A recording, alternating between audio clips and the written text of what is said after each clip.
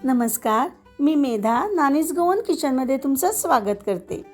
तर आज आमच्या किचनमध्ये बनतोय एक पारंपरिक गोड आणि अतिशय स्वादिष्ट पदार्थ खरवस। पण आजचा खरवस खास आहे कारण आपण तो बनवणार आहोत चिकाचं दूध न वापरता।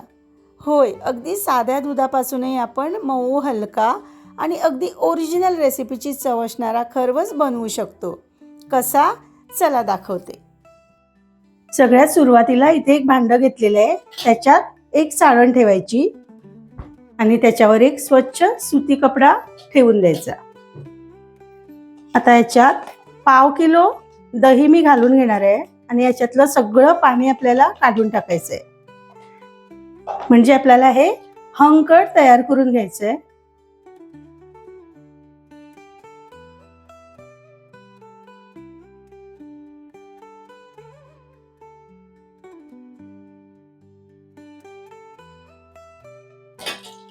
आणि याच्यातलं सगळं पाणी आपल्याला काढून टाकायचं आहे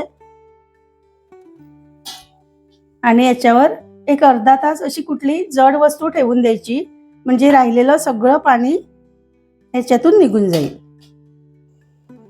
चला पटकन साहित्य सांगते। 3 कप मी ते फुल फॅट दूध घेतलेलं आहे। तुमच्याकडे जर पातळ दूध असेल तर 10 मिनिटं मंद गॅसवर थोडंसं आटवून घ्या। इथे 1.5 कप आपण गाळून घेतलेलं हंकट, 2 छोटे चमचे मी इथे कॉर्नफ्लॉवर घेतलेला आहे, पाऊण कप घेतलेला आहे किसलेला गूळ, एकदम बारीक किसून घेतलेला आहे पावडर सारखा, आणि इथे मी 3 चमचे मिल्क पावडर घेतलेला आहे। 3 कप दुधासाठी 3 चमचे मिल्क पावडर घेतलेला आहे, आणि इथे थोडासा वेलची पावडर आणि जायफळ मी वर किसून घालणार आहे। आता हे सगळं हंकट मी एका मिक्सर मध्ये घालणार आहे। हे सगळं मिक्सर मध्ये फिरवून घेऊया, म्हणजे आपल्याला ढवळत बसायची मग गरज पडणार नाही। सगळं हंकट घालते, याच्यातच गूळ घालते, मिल्क पावडर आणि 2 छोटे चमचे कॉर्नफ्लॉवर। एकदम थोडंसं दूध घालून हे छान मिक्सरला 1 मिनिटभर मी फिरवून घेते। आता हे सगळं एका भांड्यात काढून घेते आणि हे राहिलेलं दूध सुद्धा याच्यात आता ऍड करणार आहे। हे सगळं व्यवस्थित मिक्स करून घेऊया। मिक्सर मध्ये आपण सगळं दूध नाही ऍड करू शकत, त्यामुळे एका मोठ्या भांड्यात मी हे काढून घेतलेलं आहे। आता याच्यात घालूया वेलची पावडर,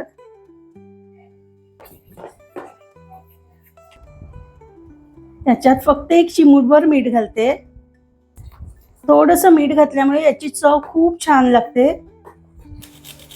परत याच्यावर थोडंसं जायफळ किसून घालते आणि थोड्याशा केशर काड्या पण घालते, एकदम ऑप्शनल आहे। दोन्ही डबे कुकरमध्ये ठेवलेले आहेत। कुकरची शिट्टी बाजूला काढून ठेवायची आणि हे सगळं आता आपण 30 ते 40 मिनिटं स्टीम करून घेणार आहोत।